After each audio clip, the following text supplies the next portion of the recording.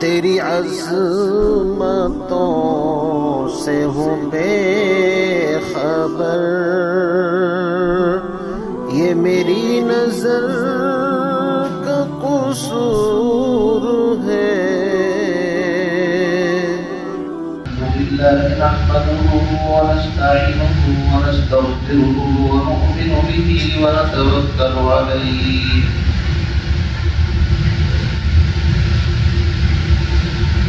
ونعوذ بالله من شرور أنفسنا ومن سيئات أعمالنا، من يهده الله فلا مضل له ومن يضلله فلا هادي له، ونشهد أن سيدنا وسندنا ومرشدنا ومولانا محمدا عبده ورسوله،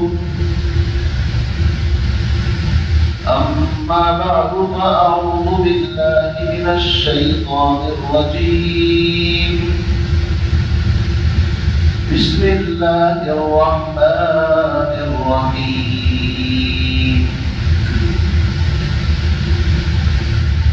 ربنا وابعث فيهم رسولا منهم يتلو عليهم آياته، ربنا وابعث فيهم رسولا منهم يتلو عليهم آياتك ويعلمهم الكتاب والحكمة ويزكيهم إنك أنت العزيز الحكيم۔ وقال الله تبارك وتعالى في مقام آخر، قل إن كنتم تحبون الله فاتبعوني يحببكم الله ويغفر لكم ذنوبكم۔ وقال الله تبارك وتعالى في مقام آخر، إنك لعلى خلق عظيم۔ صدق الله العظيم۔ وقال النبي صلى الله تعالى عليه وسلم، والذي نفسي بيده لا يؤمن أحدكم حتى أكون أحب إليه من والده وولده والناس أجمعين، أو كما قال النبي صلى الله تعالى عليه وسلم۔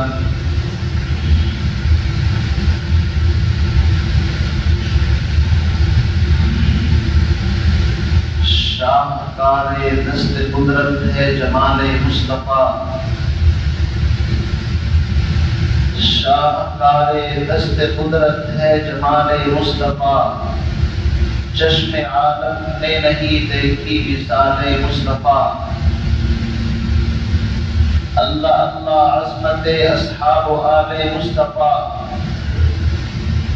وہ بھی بدر مصطفیٰ ہے یہ ہلال مصطفیٰ، سر سے لے کر پاؤں تک تنویر ہی تنویر ہے، جیسے منہ سے بولتا قرآن وہ تقریر ہے، اور حسن مصطفیٰ کو دیکھ کر سوچتی ہے یہ دنیا کیسا ہوگا وہ مصور جس کی یہ تصویر ہے۔ میرے انتہائی واجب الاحترام بزرگوں دوستوں،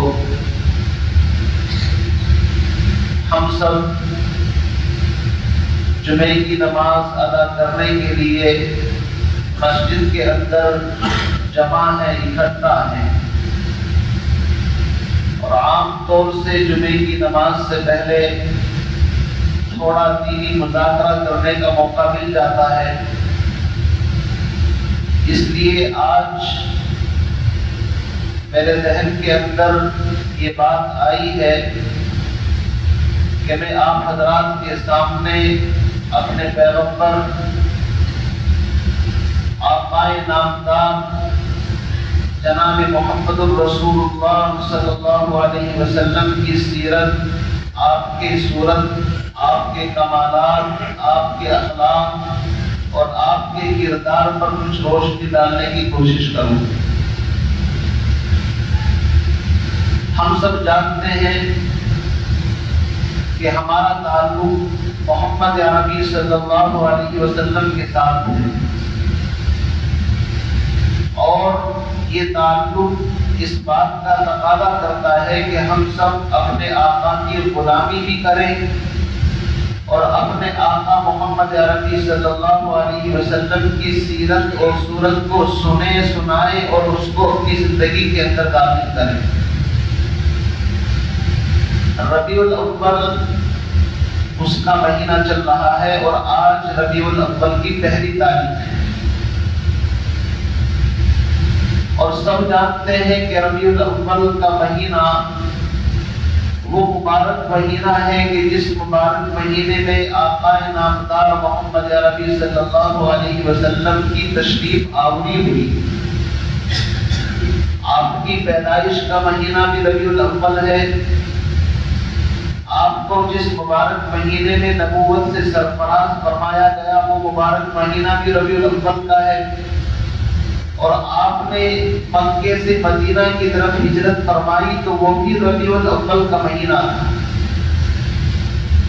اور جس مبارک مہینے کے اندر آقا مدنی محمد الرسول اللہ صلی اللہ علیہ وسلم اس دنیا سے پردہ فرمائے، آپ کا وصال ہوا، وہ بھی ربیع الاول کا مہینہ ہے۔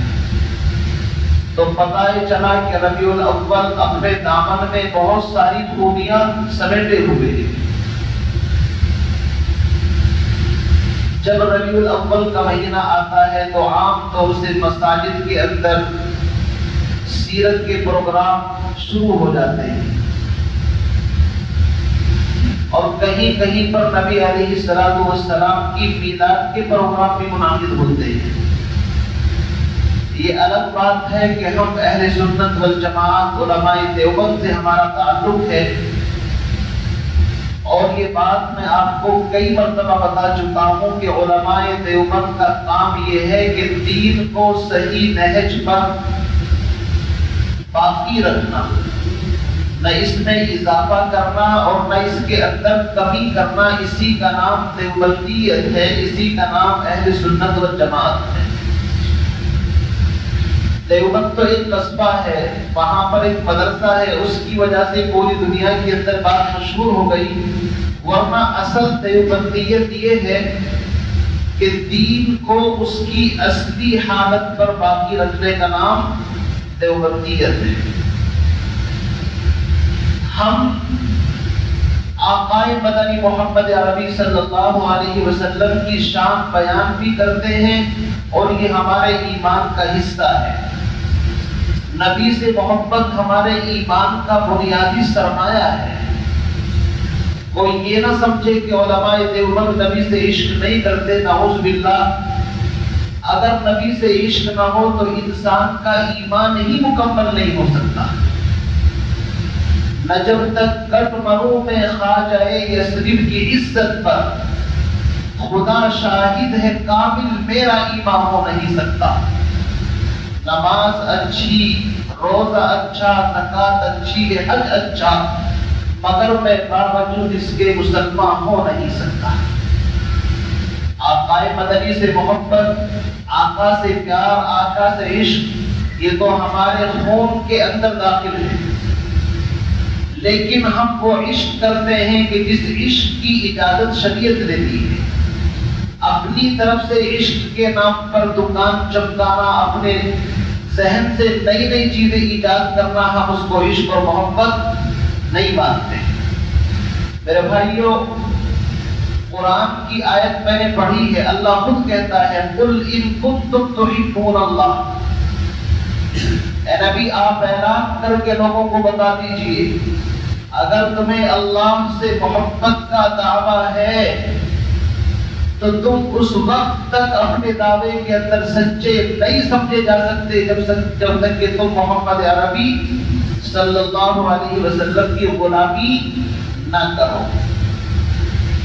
اسی لیے کسی نے کہا کہ محمد سے وفا تو نے تو ہم تیرے ہیں، یہ جہاں چیز ہے کیا لوح و قلم تیرے ہیں، اور محمد کی محبت دین حق کی شرط اول ہے۔ رہے اس میں اگر خامی تو ایمان نامکمل ہے۔ جب تک محمد عربی صلی اللہ علیہ وسلم سے عشق، محبت، آپ سے تعلق نہیں، اس وقت تک ایمان کا دعویٰ مکمل نہیں ہو سکتا۔ لیکن یاد رکھیے، ایک طرف ہے صرف نبی کی تعریف کر لی، نبی کا میلاد بنا لیا، نبی کا برتھ ڈے بنا لیا، لیکن نبی کے مشن کو، نبی کے کردار کو اپنی زندگی کے اندر داخل نہیں کیا، تو ہم اہل سنت والجماعت کا عقیدہ یہ ہے کہ صرف نبی کی تعریف سے کام چلنے والا نہیں ہے۔ نبی کی تعریف تو اس کائنات میں اپنوں نے بھی کی ہے، غیروں نے بھی کی ہے، صرف مسلمان نہیں۔ آپ کتابیں اٹھا کر کے دیکھیے کہ محمد الرسول اللہ صلی اللہ علیہ وسلم کی ذات گرامی تو وہ ہستی ہے کہ نبی کی تعریف تو غیروں نے بھی کی ہے۔ اسی ہندوستان کا ایک شاعر گزرا ہے، اس کا نام تھا جگن ناتھ، ہندو شاعر، غیر مسلم۔ وہ پیغمبر محمد عربی صلی اللہ علیہ وسلم کی تعریف میں اشعار لکھتا ہے، اور اس نے جو اشعار کہے ہیں آپ اگر سنیں تو آپ یقین نہیں کریں گے کہ ایک غیر مسلم نبی کی اس طرح تعریف کر سکتا ہے۔ لیکن جو ایمانداری کے ترازو کے اندر تولنے کے پابند ہوتے ہیں اور جن کے اندر امانت اور دیانت داری ہوتی ہے، وہ نبی کی زندگی کو پڑھ کر کے میرے بھائیوں اس بات کو کہنے پر مجبور ہوتا ہے جو اس غیر مسلم، اس ہندو شاعر نے کیا کہا؟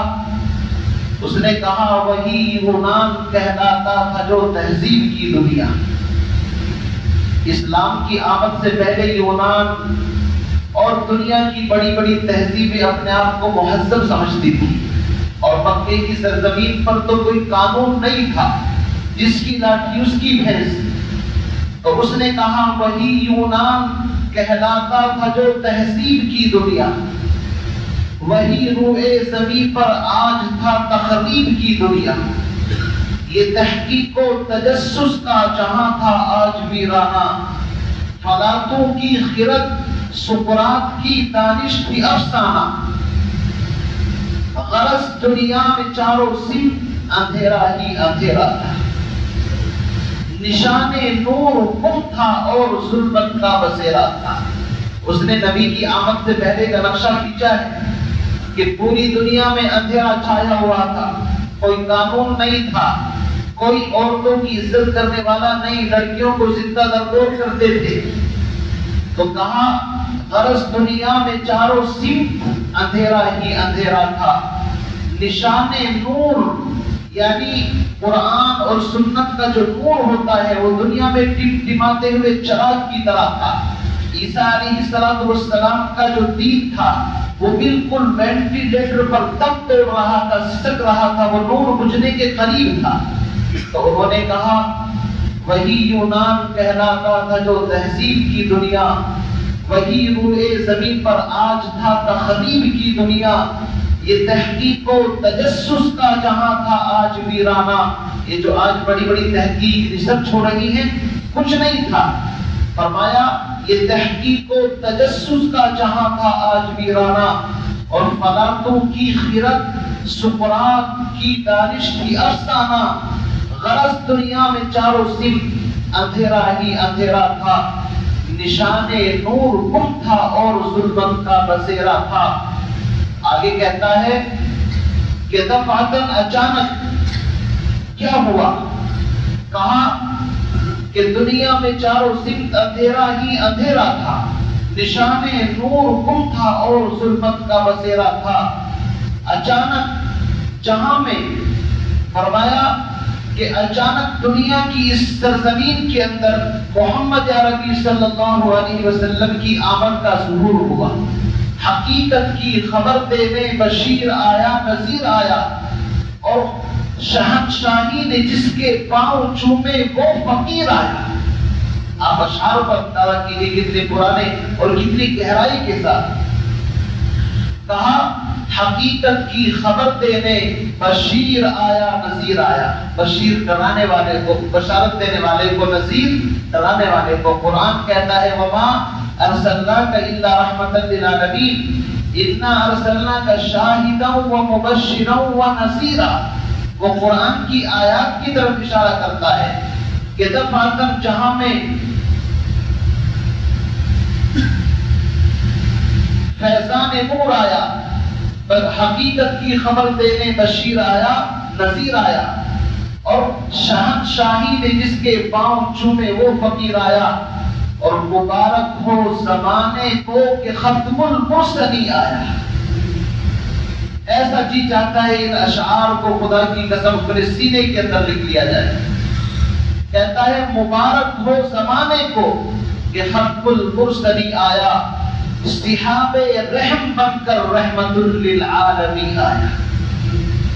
یہ کون کہتا ہے؟ کوئی مسلمان نہیں، غیر مسلم ہے، وہ نبی کی شان بیان کرتا ہے۔ کیوں؟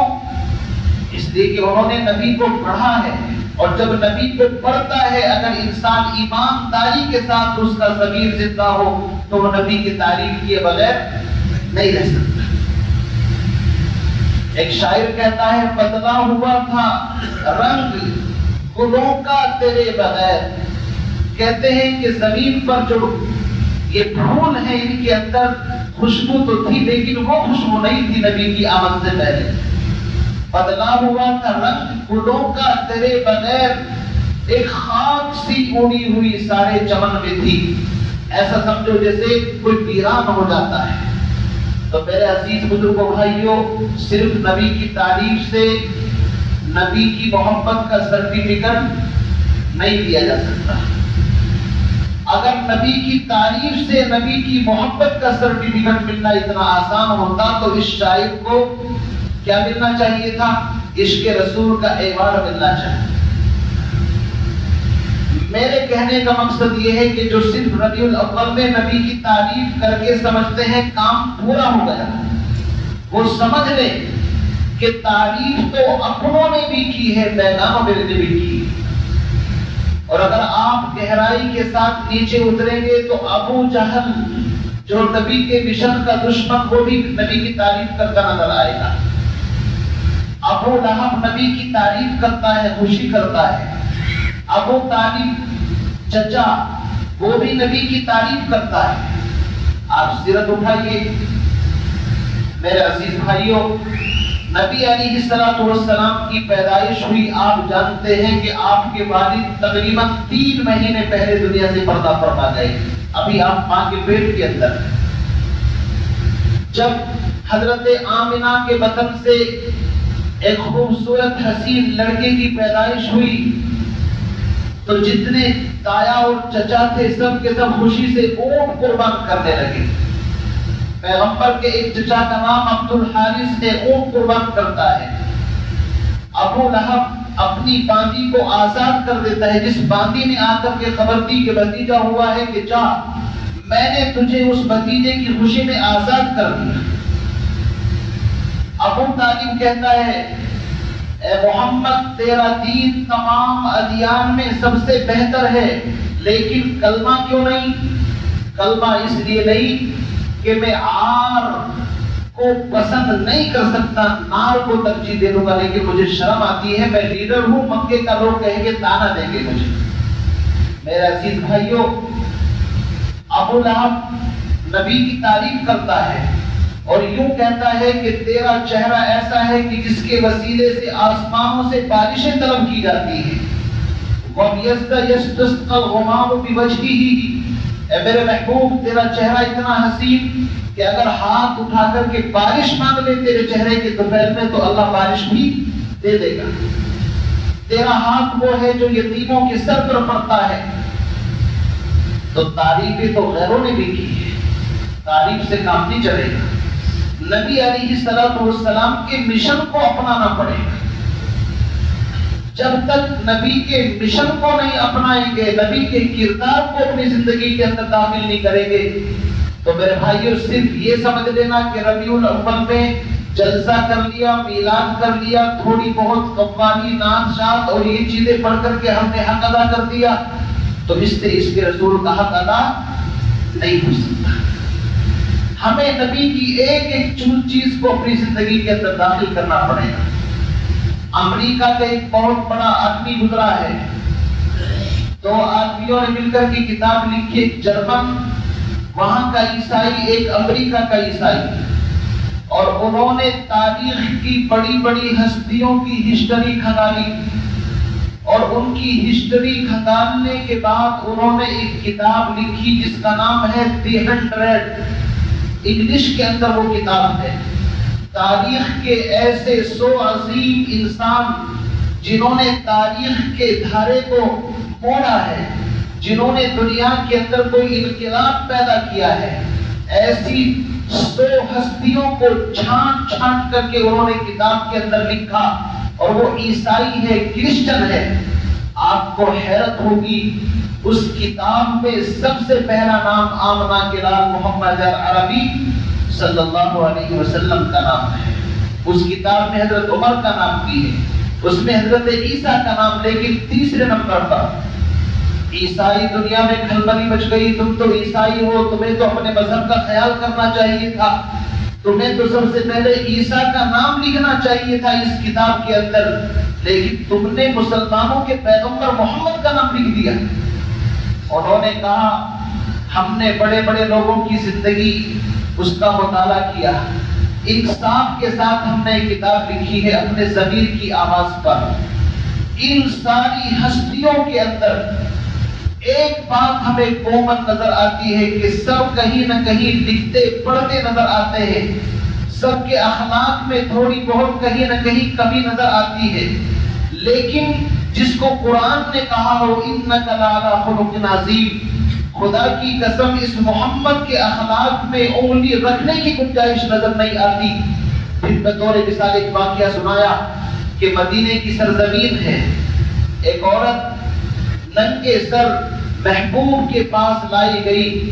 آقا نے اپنی نبوت والی چادر, وہ چادر جس کا ذکر قرآن میں ہے یا ایھا المزمل, اے چادر میں لپٹنے والے, جس نبوت والی چادر کا ذکر قرآن میں ہے یا ایھا المدثر, جس کی وجہ سے ان کا لقب ہی کالی کمری والے پڑ گیا, اس نبوت والی چادر کو صحابی کو دیا اور کہا جاؤ اس کے سر کے اوپر یہ کپڑا ڈال دو, یہ ننگے سر ہے.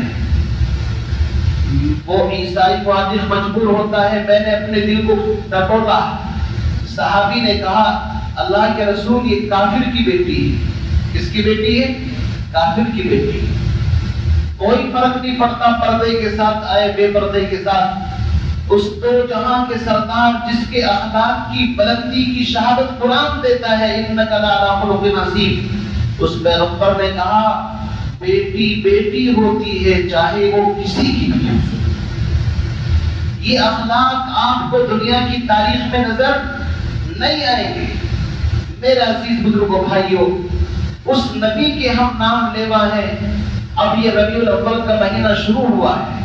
اگر ہم صرف نبی کی چند تعریف کر کے سمجھے کہ ہم نے حق ادا کر دیا, تو میں یہ بتانا چاہتا ہوں اس پیغمبر کی تعریف تو عیسائیوں نے بھی کی ہے. کتابوں کے اندر سب سے پہلا نام لکھا ہے. اس پیغمبر کی تعریف میں جگن ناتھ آزاد اشعار کہہ کر کے گیا ہے, اور اگر نام نہ بتایا جائے آپ کے سامنے شعر رکھتے آپ سمجھیں گے کوئی بڑا مولوی صاحب ہوگا, اس نے اشعار لکھے. اس کی تعریف تو غیروں نے بھی کی ہے, اپنوں نے بھی کی ہے. اس کی تعریف جب حضرت حسان ابن ثابت رضی اللہ تعالیٰ کرنے پر آتے ہیں, شاعر رسول نبی علیہ السلام کی طرف سے یہ شاعر تھے حضرت حسان ابن ثابت.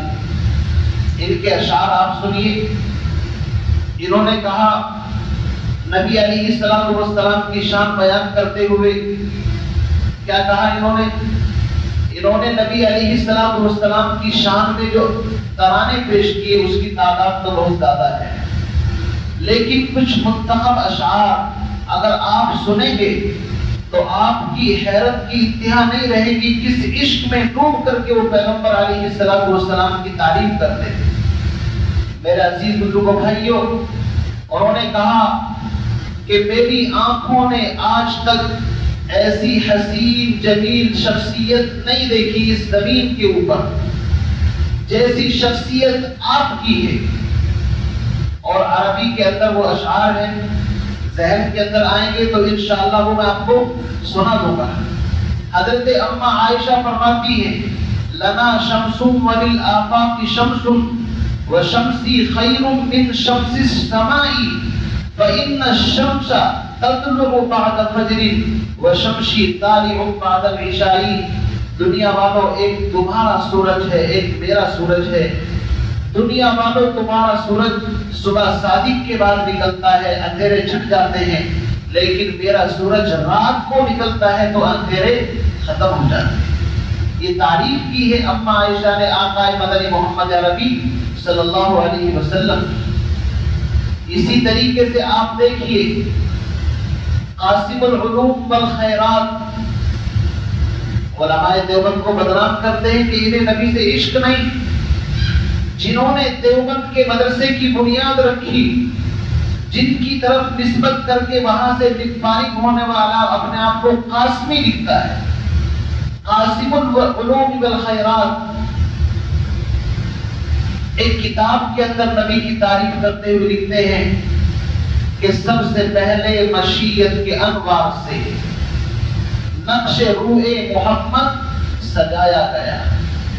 سب سے پہلے مشیت کے انوار سے. اب ان اشعار کو سمجھنے کے لیے بھی کتاب چاہیے کہ کیا کہہ رہے ہیں. فرماتے ہیں کہ اللہ کے بعد اس کائنات میں سب سے پہلی ہستی محمد عربی. کتنا گہرا شعر ہے. سب سے پہلے مشیت کے انوار سے نقش روح محمد سجایا گیا، پھر اسی نقش سے مانگ کر روشنی بس میں کونوں مکان کو بنایا گیا. وہ محمد بھی، احمد بھی، محمود بھی، حسن مطلق کا شاہد بھی، مشہود بھی، علم و حکمت میں وہ غیر محدود بھی. لوگ تانا دیتے ہیں کہ تم نبی کے علم کو نہیں مانتے. مولانا قاسم کہتے ہیں کہ ان کا علم تو انلیمیٹڈ، غیر محدود، حسن مطلق کا شاہد بھی، مشہود بھی، علم و حکمت میں وہ غیر محدود بھی. ظاہراً امیوں میں اٹھایا گیا. بظاہر آپ امی تھے، لیکن علم کے سارے دروازے آپ پر آ کر کے ختم ہوتے ہیں. کوئی محدث ہو، مفسر ہو، علامہ ہو اور جبل العلم ہو، وہ ساری کی ساری چیزیں آ کر کے نبی کے چوکھٹ پر ختم ہو جاتی ہیں. سب نے وہیں سے کچھ لیا ہے. فرمایا اس کی حکمت ہے بے حد و بے انتہا، اس کی شفقت تخیل سے بھی ماورا. جو بھی عالم جہاں میں بنایا گیا اس کی رحمت سے اس کو سجایا گیا. اور حشر کا ڈر مجھے کس لیے ہو اے قاسم، میرا آقا ہے وہ، میرا مولا ہے وہ، جس کے دامن میں جنت بسائی گئی، جس کے ہاتھوں سے کوثر لٹایا گیا. یہ علماء دیوبند ہے کہ جنہوں نے نبی کی غلامی اور نبی کے عشق کے اندر زندگی گزاری. حضرت حسان کا وہ شعر یاد آ گیا، وَأَحْسَنُ مِنْكَ لَمْ تَرَ قَطُّ عَيْنِي وَأَجْمَلُ مِنْكَ لَمْ تَلِدِ النِّسَاء. فرمایا وَأَحْسَنُ مِنْكَ لَمْ تَرَ قَطُّ عَيْنِ، عین آنکھوں کہتے ہیں. میری آنکھوں نے آپ سے زیادہ اسمارٹ، خوبصورت، حسین، جمیل بچہ کوئی نہیں دیکھا. آگے فرمایا وَأَجْمَلُ مِنْكَ لَمْ تَلِدِ النِّسَاء. دیکھتا کہاں سے جب کسی ماں نے کوئی بچہ جنا ہی نہیں آپ جیسا. اگر کوئی ہوتا تو دکھائی بھی دیتا. تو کیا فرمایا وَأَحْسَنُ مِنْكَ لَمْ تَرَ قَطُّ عَيْنِي وَأَجْمَلُ مِنْكَ لَمْ تَلِدِ النِّسَاء. خُلِقْتَ مُبَرَّأً مِنْ كُلِّ عَيْبٍ كَأَنَّكَ قَدْ خُلِقْتَ كَمَا تَشَاءُ.